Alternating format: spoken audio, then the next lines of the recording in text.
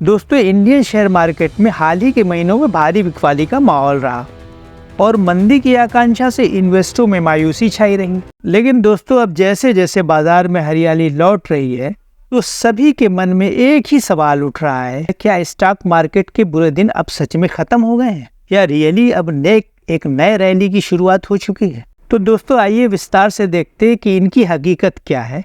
क्या सच में नई रैली की शुरुआत हो चुकी है और अब शेयर मार्केट अपने उस मुकाम को प्राप्त कर लेगा जहां पहले था। सारे सवालों को जवाब आइए जानते हैं और कोशिश करते हैं।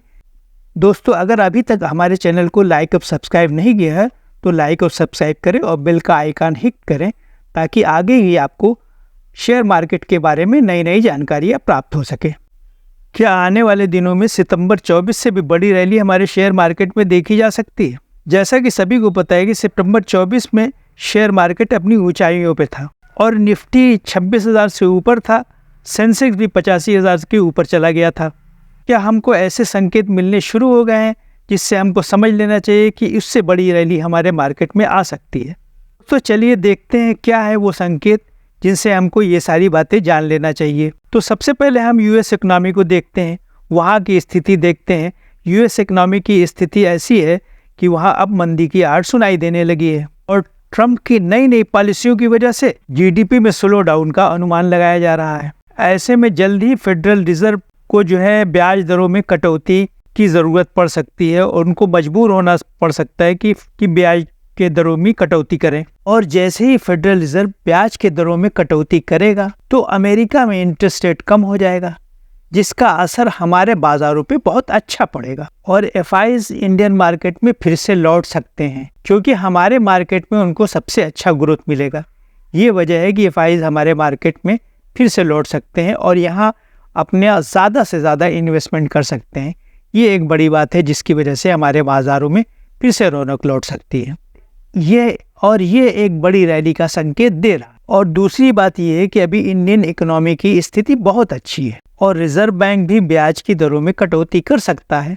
तो आने वाले दिनों में अगर ब्याज की दरों में कटौती हो सकती है तो लोन भी सस्ता हो जाएगा और जिसकी वजह से दोस्तों कंजम्पशन तो बढ़ेगा ही।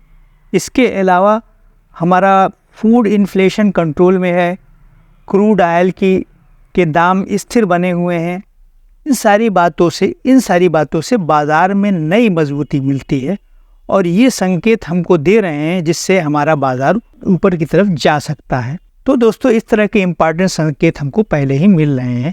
इन सारी वजहों से हमको ऐसा लगता है कि और एक बड़ी रैली बाज़ार में आ सकती है। दोस्तों, इन सब के अलावा तीसरी बात यह है कि अमेरिकी डॉलर इंडेक्स में गिरावट भी भारत के लिए बहुत फ़ायदेमंद साबित हो सकती है और डॉलर में अगर और गिरावट आती है तो भारतीय रुपया और मजबूत हो सकता है। रुपये की मजबूती से आरबीआई इंटरेस्ट रेट में जो कट करना है उसका रास्ता साफ हो जाएगा और आरबीआई इंटरेस्ट रेट कट कर सकता है, जिसकी वजह से भारतीय कंपनियों को और कर्ज मिल सकता है और सस्ता कर्ज मिल सकता है।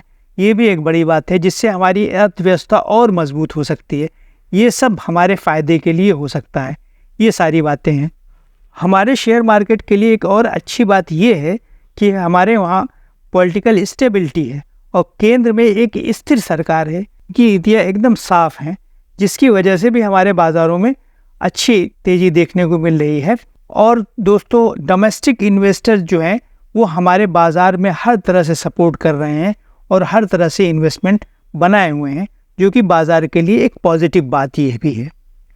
इन सारे रीज़नों की वजह से ऐसा लगता है कि हमारा बाज़ार जो है एक बड़ी रैली दिखा सकता है और आने वाले समय में निवेशकों का काफ़ी मुनाफा हो सकता है। ये ऐसी स्थिति अगर बनी रही तो निवेशक मालामाल हो सकते हैं।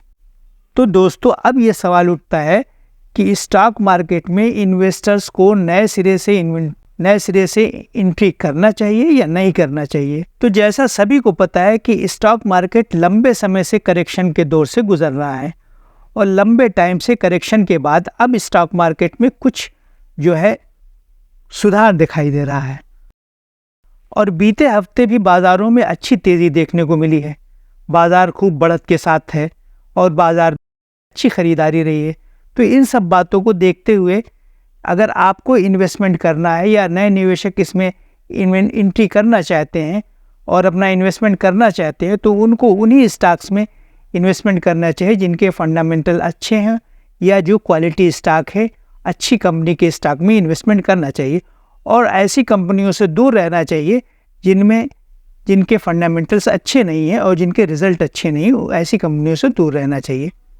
तो धन्यवाद दोस्तों, ये थी पिछले हफ्ते की बाज़ारों की बात। अगर अभी तक आपने हमारा चैनल सब्सक्राइब नहीं किया तो प्लीज़ सब्सक्राइब करें और लाइक करें।